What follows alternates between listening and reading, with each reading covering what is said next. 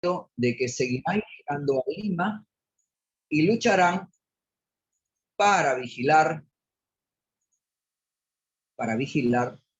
sus votos. Consideran ellos que las peticiones de nulidad son una forma de racismo y discriminación. Por otro lado, en una nota en Francia 24, dice Perú una virtual presidencia frente a escenarios hostiles y pedidos antidemocráticos. Un congresista electo del Partido de Renovación Popular ha hecho público a través de su cuenta de Twitter que de no ganar Keiko Fujimori debería de anularse las elecciones y advertir un nuevo proceso electoral por falta de legitimidad. ¿Qué significa esto? Lo conversaremos esta noche justamente con el especialista, pero en mi opinión de ciudadano, sin ser especialista en los temas jurídicos de la materia electoral, cuando uno empieza a mirar los titulares y las noticias que emiten los medios principales de nuestro país, desde luego siempre va a estar dando mayor relevancia a las reclamaciones que viene haciendo la candidata Keiko Fujimori. Y desde luego está usando varios mecanismos para encontrar, ojalá, respuesta a su petición. Quien tiene que decir si está correcto o no, que ya viene con algunos avances el jurado electoral, señalando algunas actas o algunas denuncias no admitidas y otras admitidas, creo que es la autoridad a quien hay que esperar, sin mayor presión, porque no van a poder avanzar más de lo que tienen que seguramente hacer, confiando siempre en los buenos oficios. Sin embargo, el señalar que se lleve a nuevas elecciones, y esta tarde en radioprogramas 2 abogados señalaban muy similar. ¿Qué está pasando? O sea, hay que jugar en el Perú, hay que seguir en procesos de transición, hay que seguir faltando el respeto a nuestra población que ha votado. ¿Para qué existen entonces las instancias como la OMPE y el Jurado Nacional Electoral? 200 años estamos cumpliendo y creo que deberíamos de actuar con la mayor altura y con el mayor de las experiencias adquiridas en estos procesos.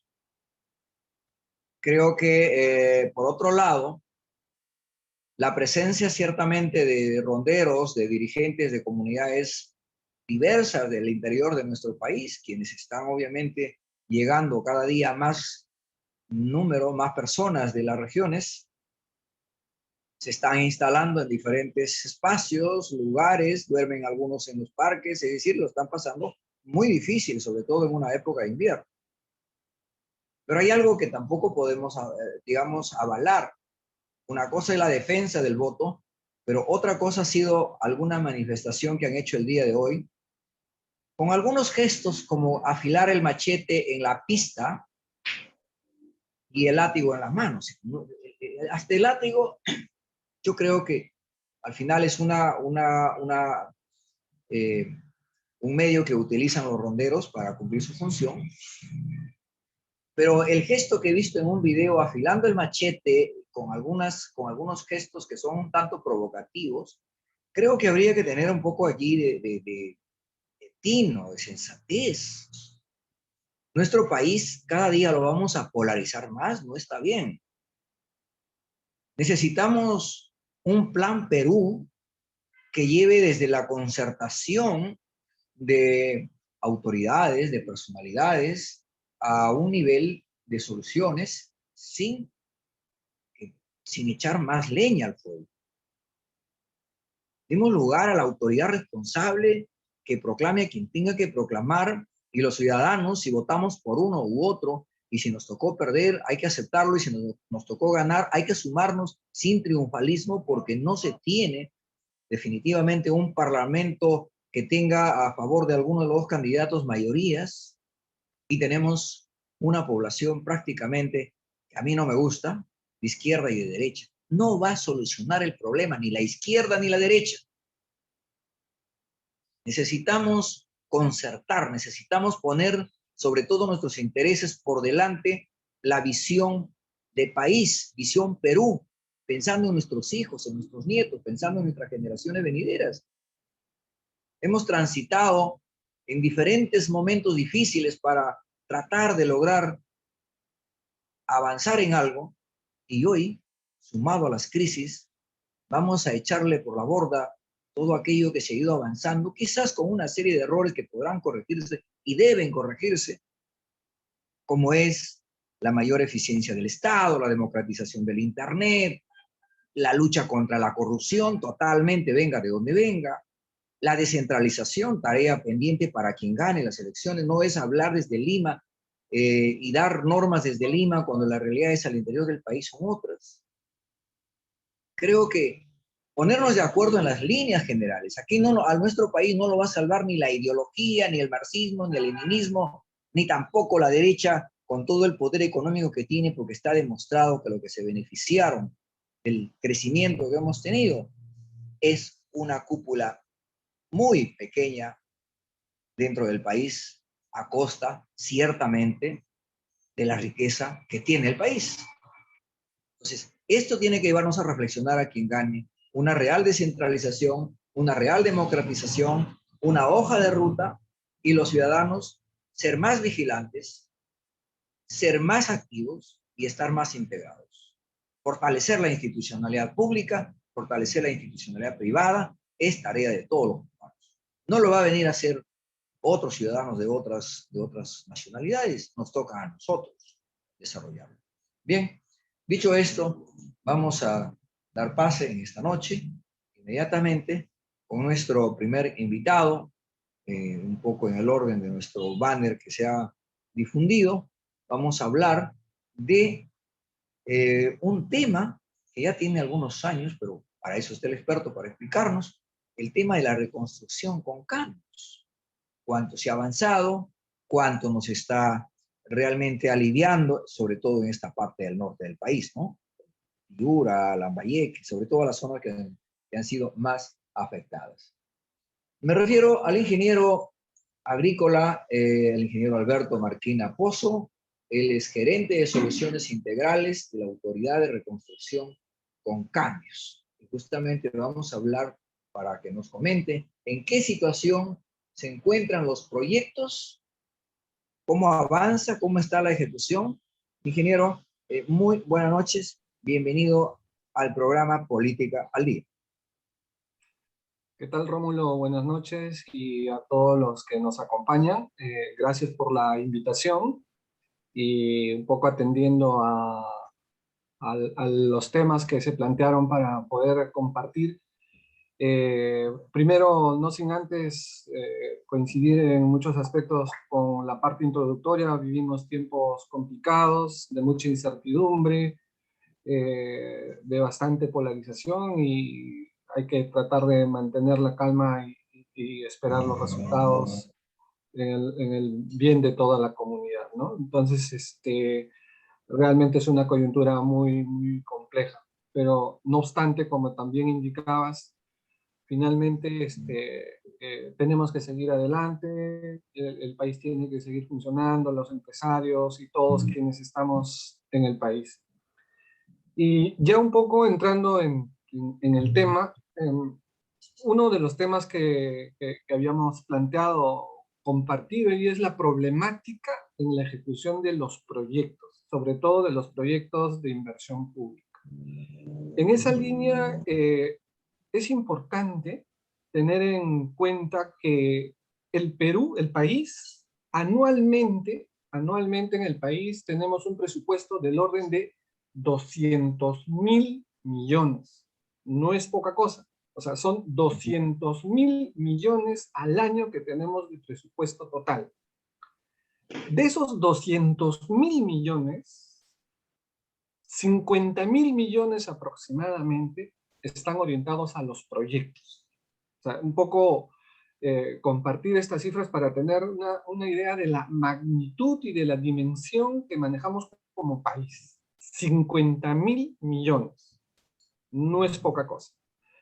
Y de esos 50.000 millones, alrededor del 20% está distribuido a los gobiernos regionales, más o menos unos 10.000 millones, aprox, y 40% se queda en el gobierno nacional y el otro 40% en los gobiernos locales. Ahora, ¿cuál es el nivel de ejecución promedio anual? De esos 50.000 millones que tenemos programado casi todos los años en presupuesto para proyectos, se ejecuta alrededor de 30.000 millones todos los años, con todas sus deficiencias.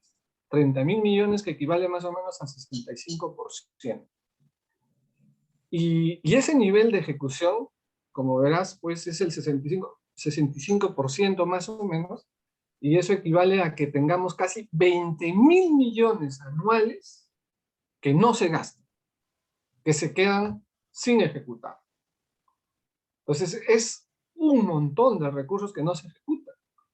Ahora el asunto es, ¿quién ejecuta más? ¿Quién Ingeniero, ejecuta menos? perdóneme una pregunta. Por Y supuesto. digamos en su análisis, ¿el por qué no se gasta? ¿Por un tema de capacidad gerencial? ¿Por un problema Ah, de trabas burocráticas? ¿Por qué no se gasta? a eso vamos a llegar y sí vamos a compartir, en todo caso, intercambiar algunas ideas, de eso se trata. Voy a compartir, si me permiten, unas Sí, láminas así adelante. ilustrativas de lo que estoy comentando, y a partir de eso, no sé si pueden apreciar Sí, en correcto, pantalla. correcto.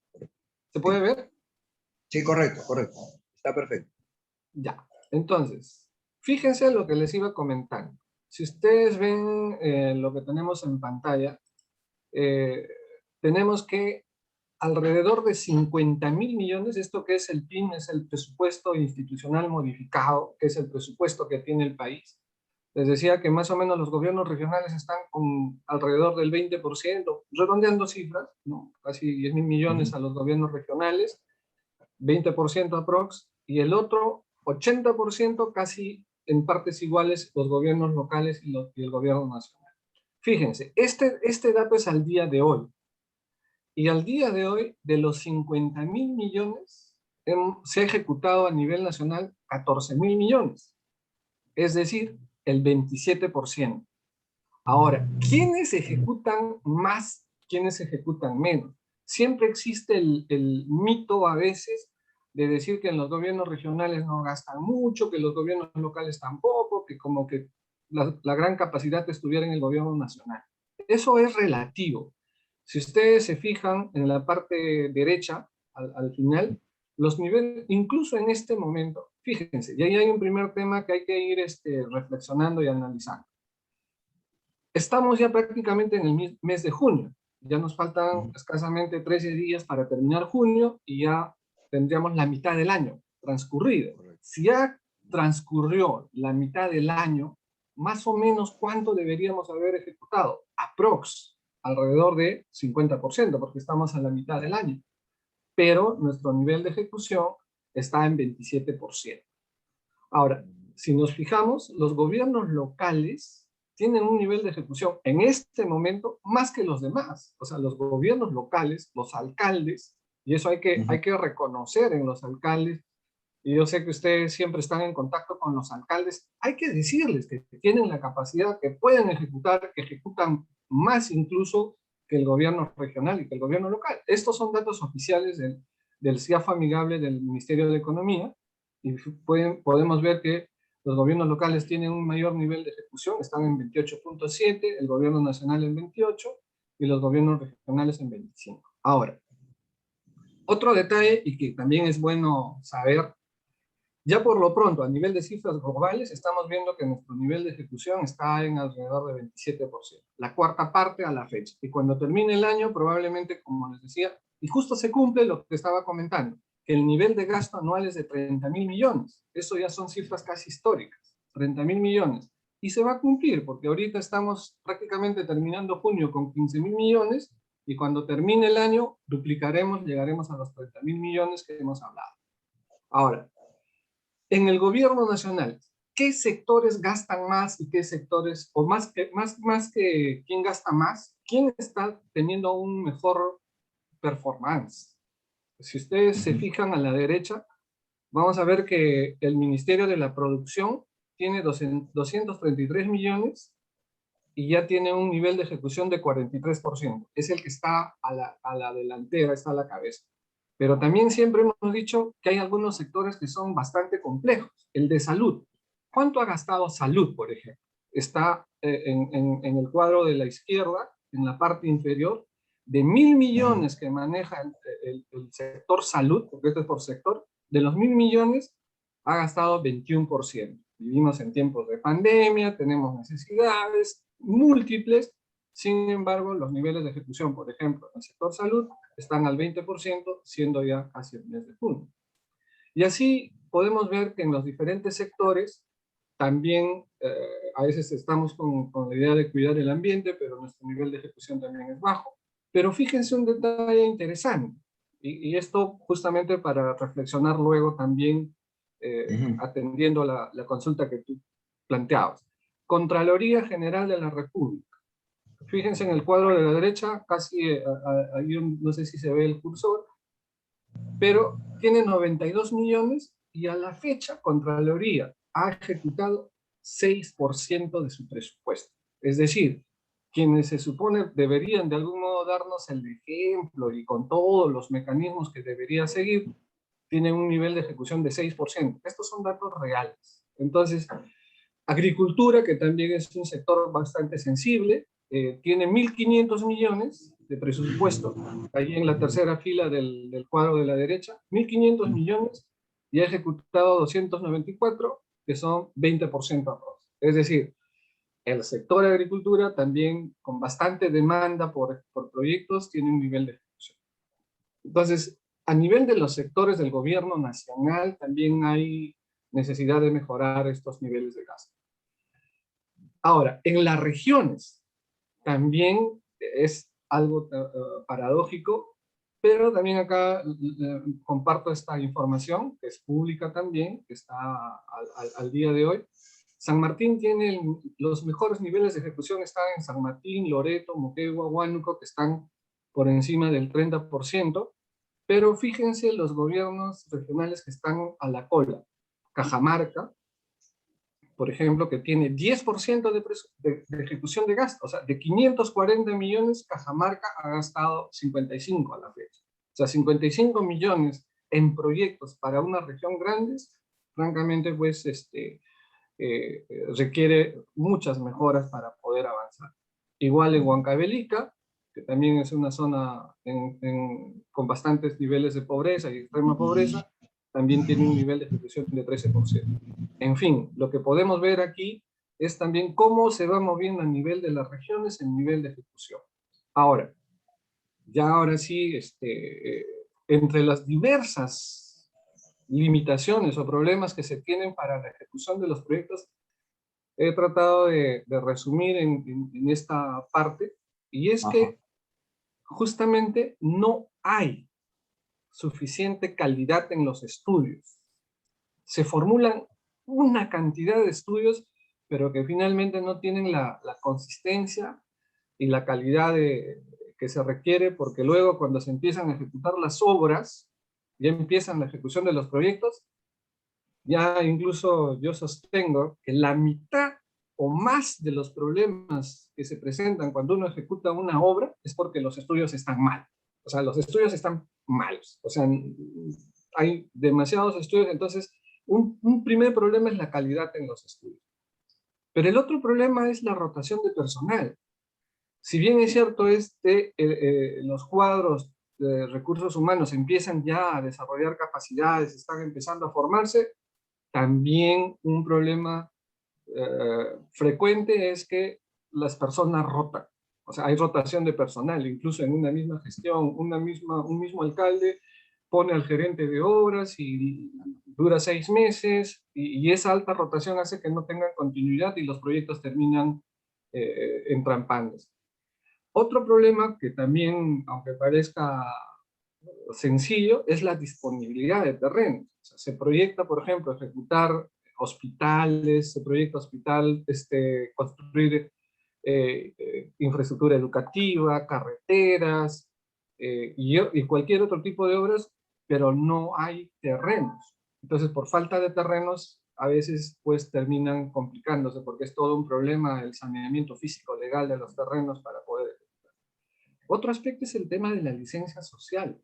Aunque parezca igual broma y a pesar de que es una necesidad, siempre hay conflictos sociales porque la carretera está atravesando de repente por campos de cultivo o incluso si se está haciendo un hospital, recuerdo mucho, hay un innumerable número de ejemplos que hacen pues que los proyectos no vayan porque simplemente hay un rechazo de la comunidad que no quiere, por ejemplo, un centro penitenciario, a veces no quiere a la gente tener cerca de sus casas, una cárcel, o un relleno sanitario, la gente no quiere tener el relleno sanitario al costado, o los proyectos de plantas de tratamiento de aguas residuales, la gente no quiere tener el tema de las aguas servidas cerca de su casa, en fin, entonces hay un conjunto de aspectos que hacen que la población tampoco esté de acuerdo con los proyectos. También tenemos el tema de los permisos, las autorizaciones, incluso, aunque parezca también raro, hay casos, que es justamente en los que estaba relacionado con reconstrucción, hay casos en los que para hacer un estudio se requiere autorizaciones, varias antes de formular los estudios. Ni qué decir de los temas ambientales que tienen que pasar una serie de filtros, los temas arqueológicos, licencias de construcción, y así prácticamente es todo un tratado, hasta hay cursos que se dictan sobre permisología para poder hacer que los proyectos fluyan. Otro tema no menor es la calidad de los contratistas, que siempre presentan pues a los mejores cuadros para postular, pero una vez que ganan la buena pro, terminan cambiando a su personal, y luego cuando entra ese personal de cambio, terminan pues sin ejecutar bien. Un tema que es crucial es el de la corrupción, ¿no? Es el de la corrupción, que es un flagelo que lamentablemente pues está en todos los niveles de gobierno, que hace pues que muchos de los proyectos se vean afectados porque no necesariamente todos los recursos se destinan a la ejecución de los proyectos.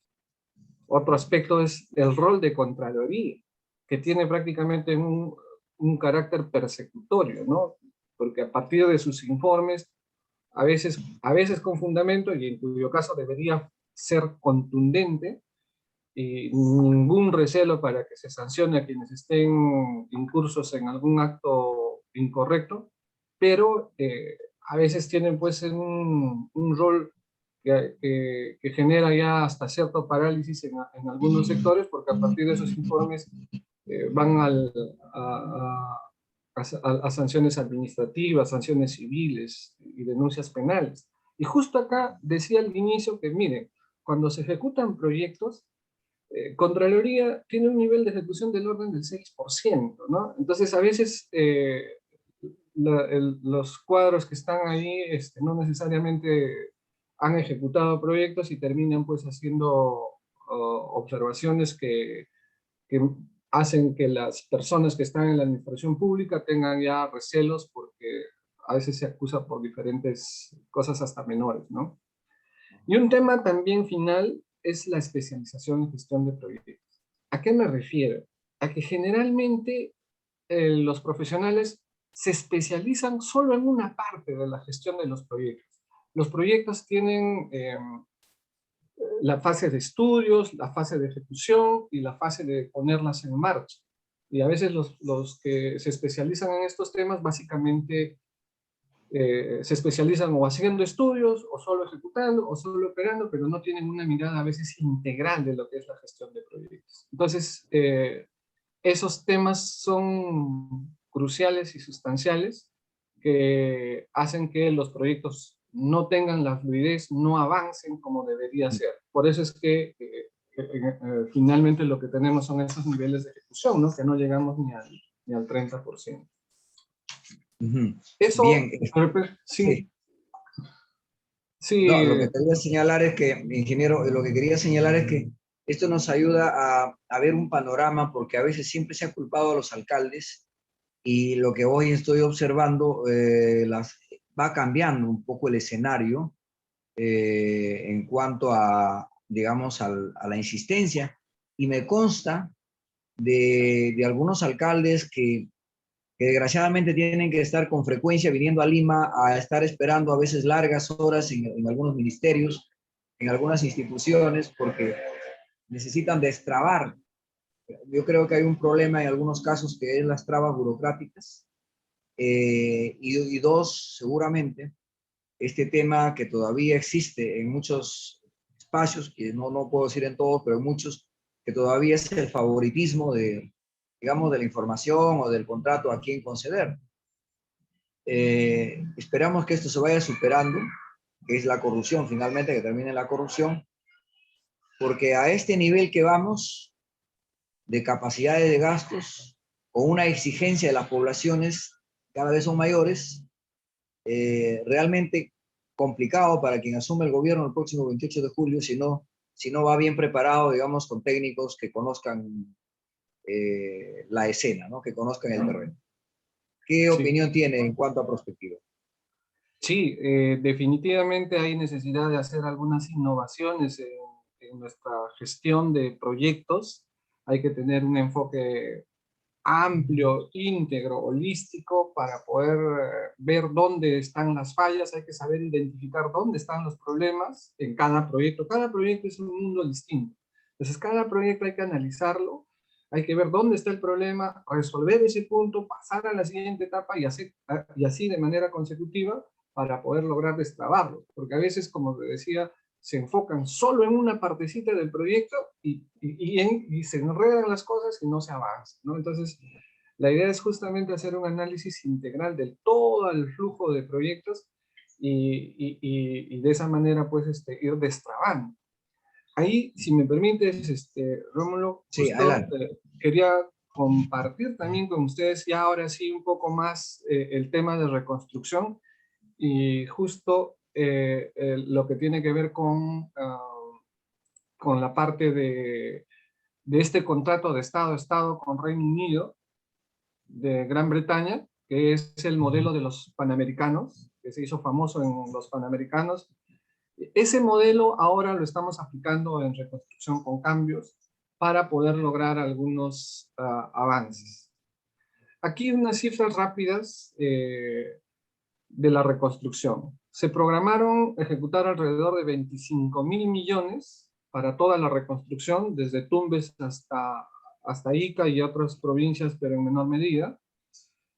A la fecha ya se han asignado 20.000 millones a los diferentes niveles de gobierno, a los gobiernos regionales, a los gobiernos locales, ya se han transferido 20.000 millones, prácticamente ya estamos casi al 80% de ejecución en transferencias, pero de eso que se transfiere a los gobiernos regionales y locales solo se ha ejecutado la mitad, ¿no?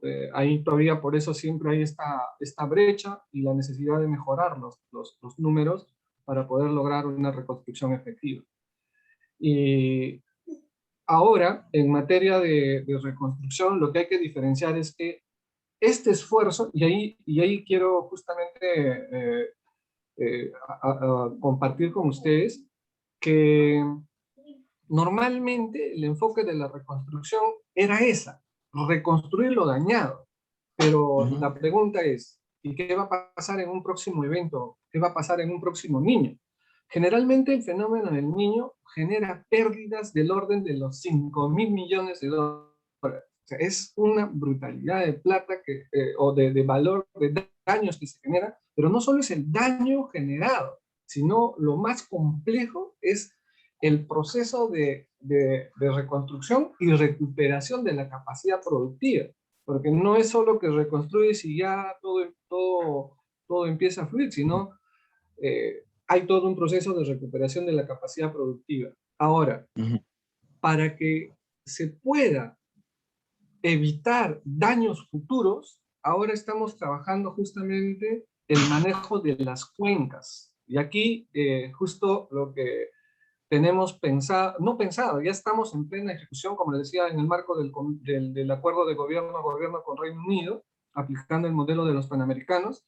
En este momento ya estamos ejecutando proyectos desde Tumbes hasta Ica, proyectos de gran cuantía, y estos proyectos están conformados por 3 componentes. Si ustedes se fijan, por favor, ahí en la línea verde, esa línea verde más o menos delimita lo que sería una cuenca, ¿no? Que es el área donde prácticamente se concentran las lluvias, y solo para de repente ubicarnos, por ejemplo, en el caso de Piura, eh, ubiquémonos desde la parte más alta hasta la salida al mar. Entonces, cuando llueve, prácticamente esa cantidad de lluvia que se genera se concentra en los ríos crecen, las famosas crecidas, se genera una gran cantidad de agua, y esa cantidad de agua no puede ser controlada por las riberas y hace que se desborde. Entonces, para que no se desborde, ¿qué se está planteando? En la parte media y baja se están planteando defensas ribereñas, que es el esquema tradicional para poder evitar que se desborden los ríos, defensas ribereñas en gran magnitud. Pero a veces las defensas ribereñas no son suficientes para contener ese volumen de agua. Entonces, como no se puede controlar todo con las defensas, también se ha previsto implementar represas, que son que son estructuras para poder almacenar los excedentes de agua, y a partir de esos excedentes de agua ya evitar que llegue el volumen en exceso. Pero un tema sustancial y es muy importante es que todos estos problemas de los huaicos o los excesos de agua se dan porque las laderas de todas las quebradas están deforestadas, no hay cobertura vegetal, y prácticamente las lluvias generan erosión. Entonces, para poder estabilizar la cuenca, se está trabajando también el tema de la reforestación. Se tiene previsto instalar más o menos unas 50.000 hectáreas de especies forestales en estas zonas para estabilizar las cuencas, hacer terrazas de formación lenta, trabajar el tema de andenería, como hacían nuestros antepasados, los incas, para poder estabilizar toda la cuenca. Entonces, este conjunto de solución integral es el que estamos pensando implementar, y justo el convenio con Reino Unido tiene un proceso de contratación que está en curso, y con ese mecanismo pues tenemos pensado lograr las metas en un corto y mediano plazo. Ingeniero, ha sido definitivamente es una información valiosa de lo que se está haciendo, primero los indicadores macro y luego lo micro en lo que se viene haciendo, que creo que puede convertirse en un modelo para el resto del país, es decir, para los otros corredores, los otros espacios que también se sufren emergencias y que también se tienen que prever hacia el futuro. Le agradecemos muchísimo por acompañarnos y compartir con nuestra audiencia esta valiosa información, ingeniero Marquina. Gracias, Rómulo. A la orden para cualquier oportunidad y cuando deseen. Nuevamente, gracias. Muchas gracias. Muy amable. Bien, vamos a una pausa y regresamos para conversar en esta parte con el señor Domingo Cabrera Toro, secretario general de la Confederación Nacional de Trabajadores Estatales del Perú.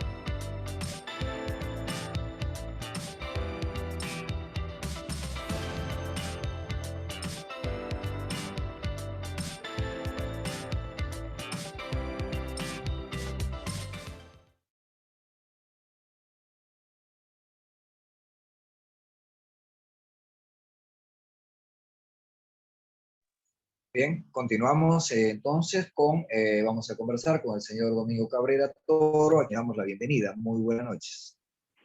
Muy buenas noches, señor Rómulo Fernández. Bueno, no se encuentra la señorita Zafra, también mi agradecimiento y mi saludo. Muy Bien, bien. desde luego, revisando el trabajo que desarrolla su institución, ¿quién mejor usted para comentarnos sobre los pedidos que vienen haciendo? En realidad no de ahora, sino he estado ahí mirando sus reuniones en el Congreso de la República, en diferentes escenarios, pero cuéntenos al público qué gestiones, qué pedidos se viene haciendo y cuáles han sido atendidos y cuáles están en son de espera. Bueno, en primer lugar, para eh, indicar mi preocupación con el informe que ha hecho el ingeniero Marquina, ¿no? Ah, Es una lástima de que se tenga que recurrir a otros países para traer los métodos que ellos utilizan frente a una corrupción generalizada, institucionalizada. Yo hago un llamado a los empresarios peruanos que protesten, pues, ¿no? Que protesten, porque en realidad se ningunea a los peruanos porque justamente se ha dejado muy mal los presupuestos de la República para entrar a las famosas adendas y también entrar a la famosa corrupción. Eso obviamente ha generado una crisis terrible, no de ahora, ¿no?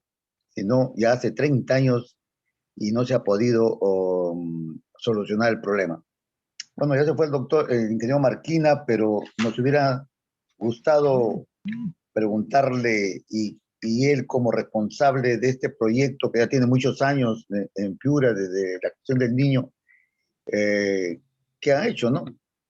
¿Cómo se ha avanzado? Veo que también se ha avanzado poquísimo por una serie de obstáculos que pone la misma administración para la ejecución de esto. Entonces está la famosa palabra el destrave. Y el destrave ya lo vengo escuchando, como usted también lo viene escuchando mucho tiempo, y no hay destrave del destrave. Y todos están entrabados en no dar solución al problema, porque es una mafia que se ha institucionalizado en el país. Y ahora nos colocamos en una coyuntura terrible, ¿no? Nos encontramos los trabajadores y el pueblo, nos encontramos en una encrucijada entre la pandemia, ¿no? Entre la pandemia que ya ha matado en el Perú más de 200.000 peruanos y entre ellos más de 450 médicos, trabajadores públicos, más de 200 enfermeras, trabajadoras públicas, más de 200 personas, obreros municipales, trabajadores públicos, etcétera, etcétera y etcétera.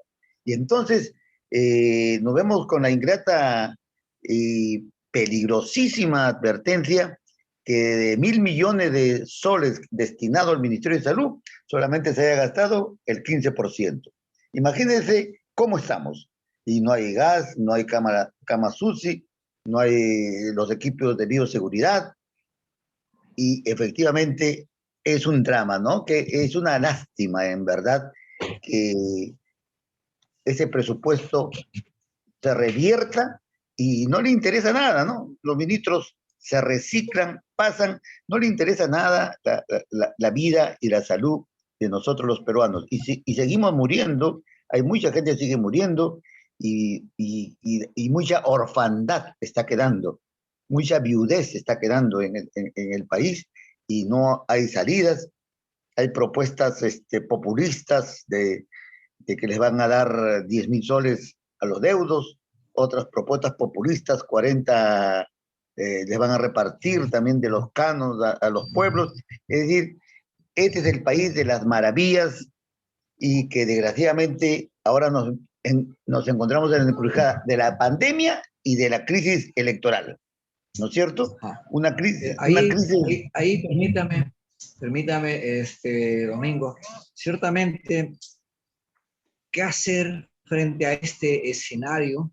Porque claro, tenemos digamos, el golpe más duro de nuestra historia en pérdida de vidas y en crisis, porque ya nuestra crisis económica, que ha superado el 11% por debajo, nos amenaza a la proximidad, si no tenemos un gobierno sostenible, un gobierno transparente y con una hoja de ruta muy clara, nos amenaza en llevarnos ¿a dónde? A un mayor conflicto social, a mayor pérdida de vidas. La olla del pueblo no espera, la seguridad alimentaria no se ha trabajado adecuadamente, ni se está trabajando, porque, cierro con esto mi comentario para justamente saber de usted, se dio leyes para beneficiar a 2.400 grandes empresas agrícolas con un beneficio de más de 3.000 millones por concepto de renta,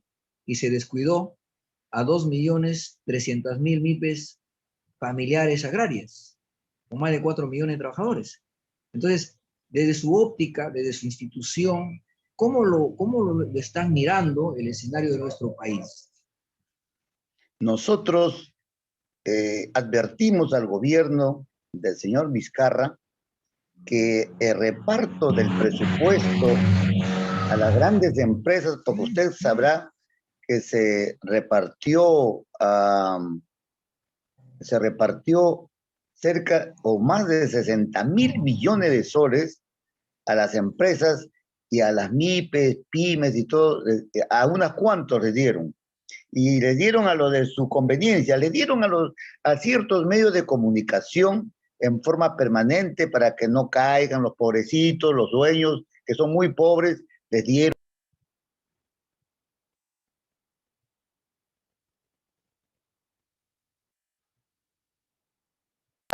a los trabajadores, se les dio un bonito de 1.000 soles, 1.500 soles a cierta cantidad de profesionales que no les alcanzaba para nada, porque morían obviamente también muchos de ellos.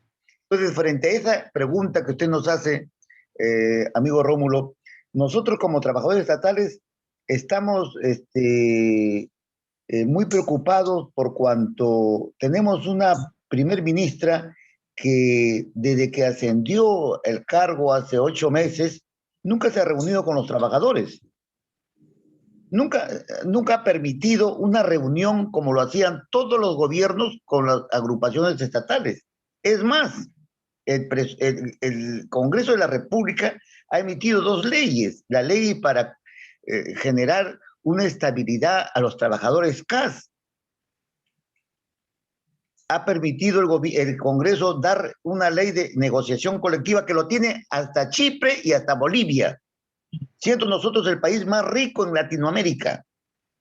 Sin embargo, la señora ha mandado al Tribunal Constitucional para que declaren las leyes que favorecen a los trabajadores, que las declaren inconstitucionales. Mírese el grado de nuestra primera trabajadora del Estado en contra de sus propios compañeros del Estado. Y entonces se ha generado pues una crisis ahí que tenemos que afrontarlo después de esta situación electoral que nosotros también estamos apelando y estamos protestando. No podemos esperar más tiempo esperando que declaren ganador al señor profesor o que la declaren ganadora a la señora Keiko. Pero aquí no hay un interés, señor Rómulo, de que votos más, votos menos. Acá hay una estrategia para generar un caos, una crisis en el país, que puede generar una violencia en el país. Hay generales corruptos que como usted sabe, se firmaron el acta con el señor Montesinos, el señor Fujimori, firmaron el acta de la corrupción, ¿no? Estos generales ahora piden golpe de Estado. Generales corruptos. Esperamos que nuestras Fuerzas Armadas no vuelvan por ese camino, porque se ha limpiado las Fuerzas Armadas de esos generales rastreros que están convocando a un golpe de Estado y que no lo vamos a permitir, porque sí, bueno, para eso la organización...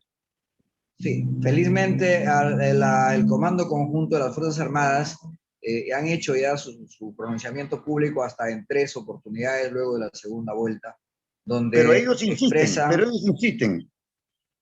Sí, seguramente. Ellos y van a insisten. insistir. Hace pocas horas han insistido con otro comunicado, este señor Montoya, y una serie de congresistas que deben ser denunciados en el próximo Congreso, porque si vamos a tener congresistas que están asusando a la subversión, entonces, ¿qué congresistas son esos, no? Entonces vamos a terruquearlos también a estos congresistas. Si hay terrucos que dicen que han entrado, también estos son peores, porque están incentivando a una subversión que no se va a permitir. Por eso, concluyendo en el tema de los trabajadores del Estado, el problema laboral frente a esta crisis, a esta coyuntura, nos obliga a reflexionar de poder comenzar una vida nueva con un gobierno nuevo. En verdad, usted y yo hemos visto la calamidad pública en los que se encuentra en el sector público. Si usted va, por ejemplo, y pregunta, ¿cuánto gana un trabajador público de la 276? El alto funcionario, por decir, un contador o un jefe de logística, etcétera, no pase de 2.800 soles. Y un trabajador normal, común y corriente, un técnico, llega a 1.300 soles. Y usted pregunta en Servir, que es el órgano rector de la administración pública que debe generar sueldos normales, le preguntará cuánto gana la señora Boyer, que es la presidenta de Servir, 35.000 soles, más que el presidente de la República. Y le siguen sueldos, obviamente, de 25.000, 18.000, 20.000, 30.000, etcétera, etcétera. Entonces, es totalmente injusto, estoy de acuerdo con usted, o sea, tiene que haber un equilibrio realmente. Se entiende que hay valores, escalas, etcétera, pero no tan desproporcionado. Para terminar nuestra conversa, ¿cuánto recibe un pensionista que dio, digamos, 30 años, a más de 30 años de vida a una institución del Estado, y hoy cuánto recibe de pensión? El mejor pensionista que son pocos, recibe máximo 830 soles, el mejor pensionista. De ahí el resto, 600, 400, 500. Esa es la triste realidad. O sea, nuestros viejos, nuestros pensionistas que deberían salir a hacer una vejez feliz, salimos a hacer una vejez infeliz. Y obviamente el Estado no se ha preocupado por esto. Por eso esperamos que desde su... bueno, ya no tenemos tiempo porque el ingeniero nos quitó mucho tiempo porque era muy interesante, pero hago un llamado desde su plataforma que nosotros vamos a convocar un paro nacional con la CGTP si no se resuelve en estas 72 horas la situación de la electoral. Se debe poner punto final a esto porque ya la OMPE ya dio a conocer que se ha resuelto al 100%. Y el día sábado vamos a concentrar a miles de trabajadores en la Plaza 2 de Mayo, a miles, el sábado a las 3 de la tarde, para demostrar que el pueblo pacíficamente se va a movilizar rechazando esas actitudes de la señora Keiko, que no quiere llegar el día 21 porque está citada en el Poder Judicial y ella quiere ir con su gente al Poder Judicial el día 21, que ha sido citada por el juez. Ok, muchas gracias, Domingo, muchas gracias. Ojalá que esta convocatoria y todo vaya en esa palabra que usted ha dicho, pacificación. Hacer, obviamente, los gestos de expresión del pueblo con el reclamo que corresponda, que es el derecho de cada ciudadano, pero tratando de impulsar la paz, porque más conflicto, la verdad, ya esto nos pone en peligro en su país y nos preocupa mucho. Muchísimas gracias. Tendremos ocasiones para seguir conversando, don Domingo. No hay, digamos, esta no es la última conversación, tendremos otras ocasiones. Muy amable. Muchas gracias, muchas gracias. Bien, vamos inmediatamente a una publicidad más y regresamos con el doctor William Contreras. Él es un abogado especializado justamente en los temas electorales. Es un ex directivo del Colegio de Abogados de Lima. Vamos a regresar con él.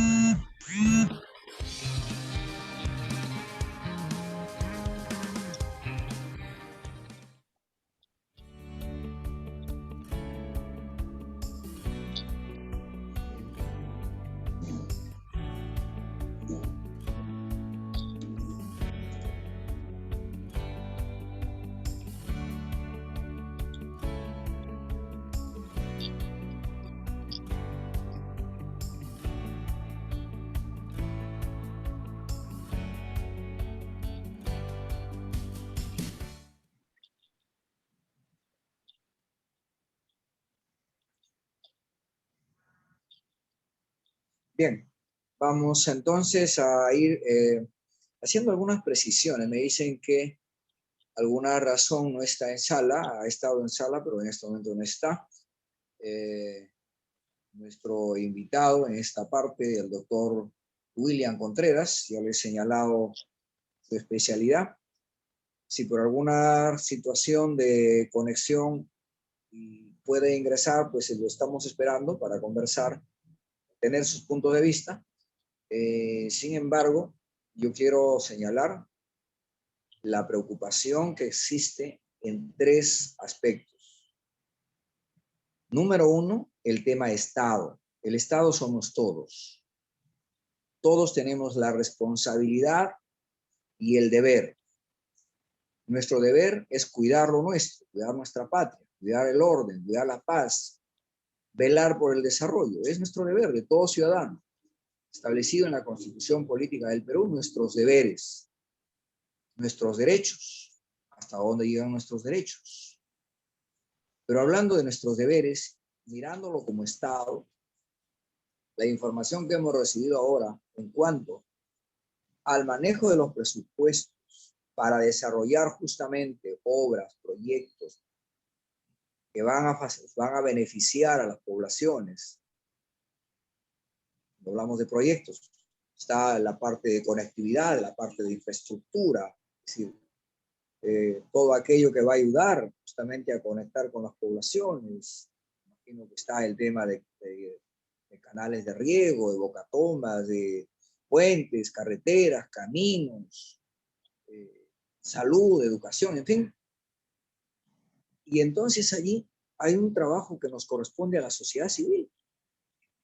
Tener más participación, por ejemplo, en la elaboración de cada año se convoca la participación de la sociedad para trabajar la elaboración del presupuesto del año siguiente.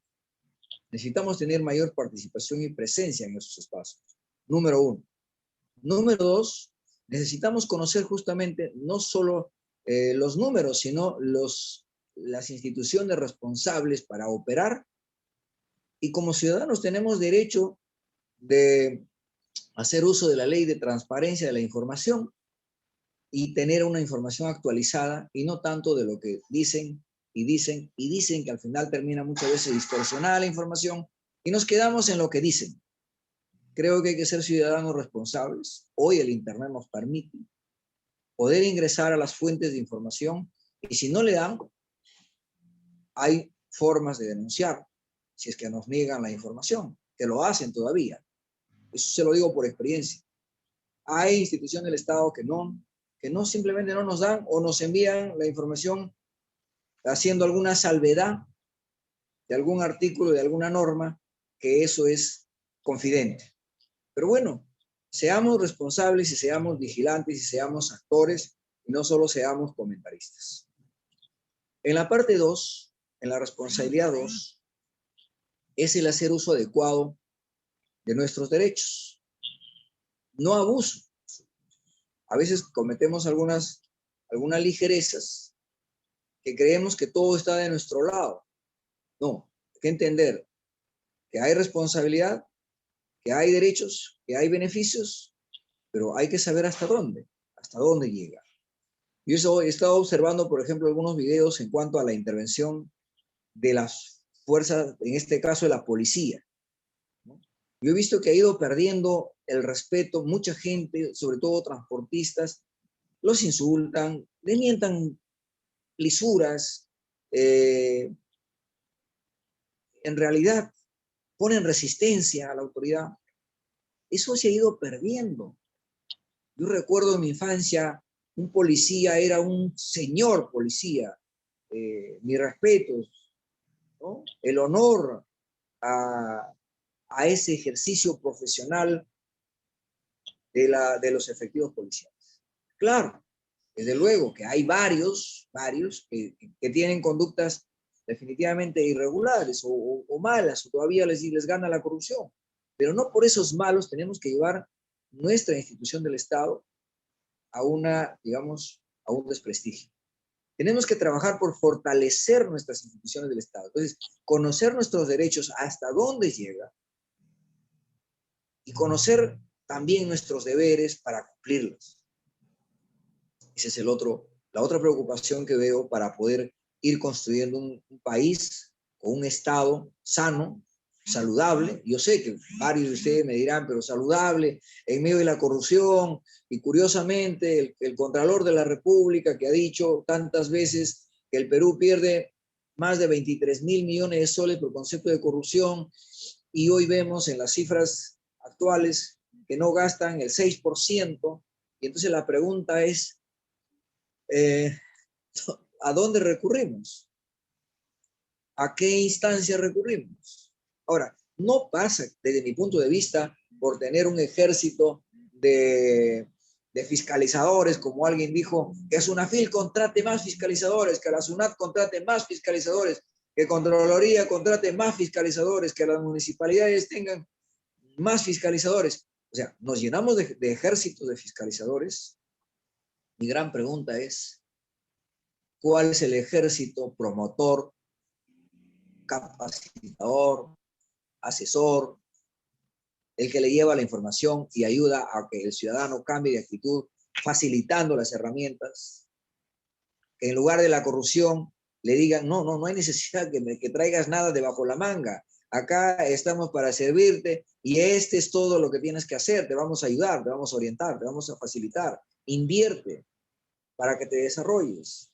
O sea, ese es el lado que nos interesa para ir eliminando esta corrupción. Por eso, en la posición de Compime Internacional, por ejemplo, el tema de contrataciones y compras públicas debe ser virtual, online. Vamos a reducir la corrupción, no digo eliminar, porque siempre va a haber gente que se va a prestar de un lado o de otro, pero por lo menos vamos a reducir la corrupción. Por lo menos vamos a facilitar que la mujer u hombre pueda ingresar en su computadora, en su celular, la hora que el tiempo le permite para revisar una oportunidad de compras y llenar su propio formulario como lo hace Chile. Y saber si califica o no para ser el proveedor. Y si califica, mañana está presentando su expediente. Nos ahorramos tiempo, dinero y facilitamos a los ciudadanos un mecanismo de participación directa. 2.642 instituciones del Estado peruano deberían de comprar a los peruanos, pero esto no sucede. La mayor parte, como tienen la libertad, no hay un candado que ponga condiciones, entonces terminan trayendo de cualquier otro país donde sí pueden meter la mano, es decir, donde sí pueden hacer alguna jugada para beneficiar a alguien, ¿no?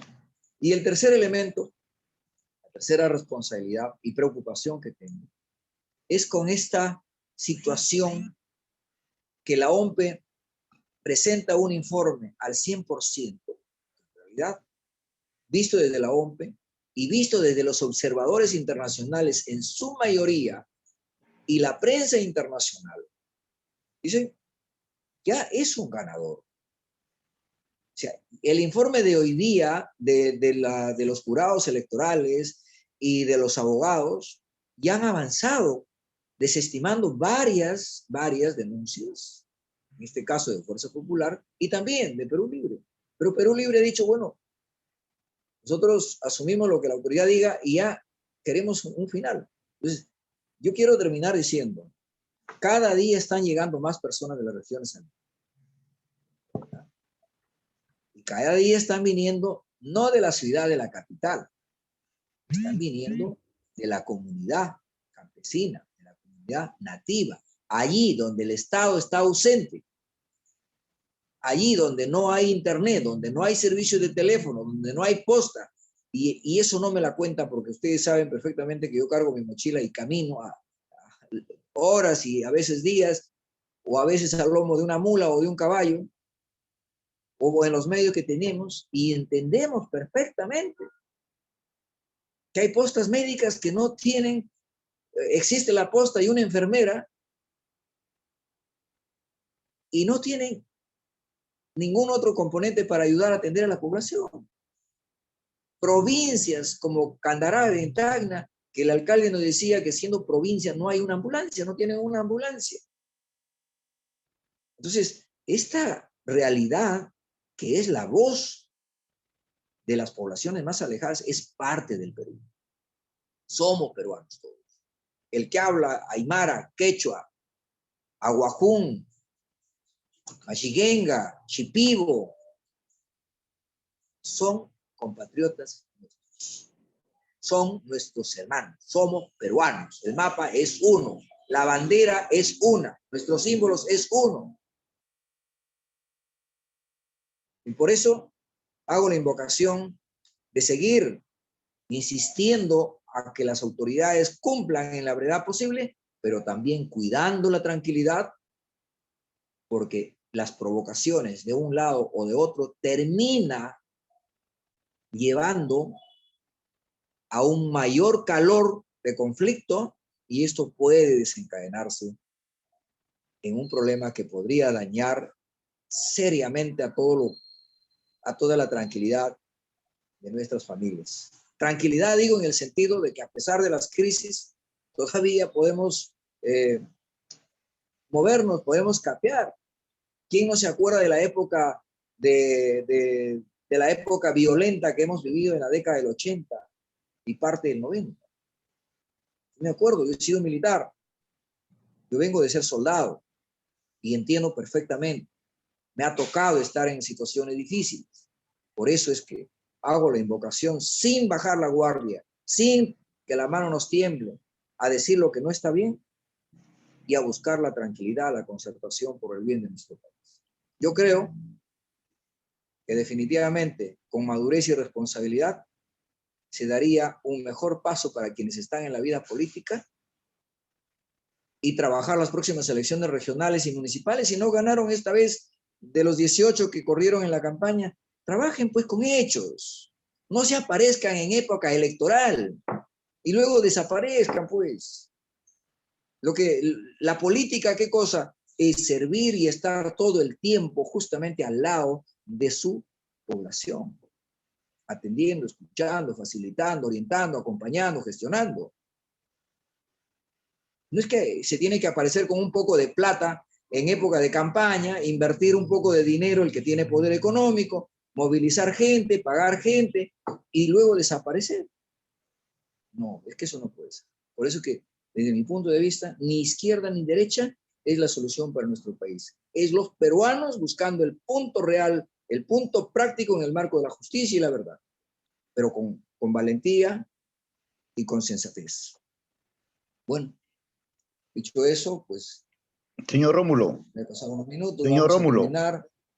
Amigo Rómulo, quisiera solamente Sí. un segundo hacerle llegar un abrazo por el Día del Padre a ustedes y a todos los peruanos para que este 21, este domingo lo pasen en familia y gozando de un momento muy bonito. Feliz Día del Padre a usted y a todos los peruanos que los amamos mucho y que vamos a seguir trabajando en unidad en forma exitosa. Muchas gracias. Muchas gracias, de verdad que es un gran gesto. Igual un abrazo a todos los padres. Muchas gracias, de verdad es un gran gesto. Vamos para adelante. Muchas gracias, Madeley, Mari Carmen, muchas gracias, Carlos. Muchas gracias a todos los que nos han acompañado esta noche, dándonos soporte al programa. A usted, amiga, amigo, que nos sigue día a día, de lunes a viernes, con un like, compartiendo el video, al resto de nuestras amistades. Estamos informando, estamos orientando. Nosotros estamos usando las herramientas que están al alcance. No hay de otra, no tenemos el poder económico para armar toda una plataforma, pero estamos llegando, gracias a los más de 80,000 suscritos a nuestra plataforma en las redes. Muy amable, muchísimas gracias, bendiciones, y mañana viene La Voz de las Regiones. Hasta mañana.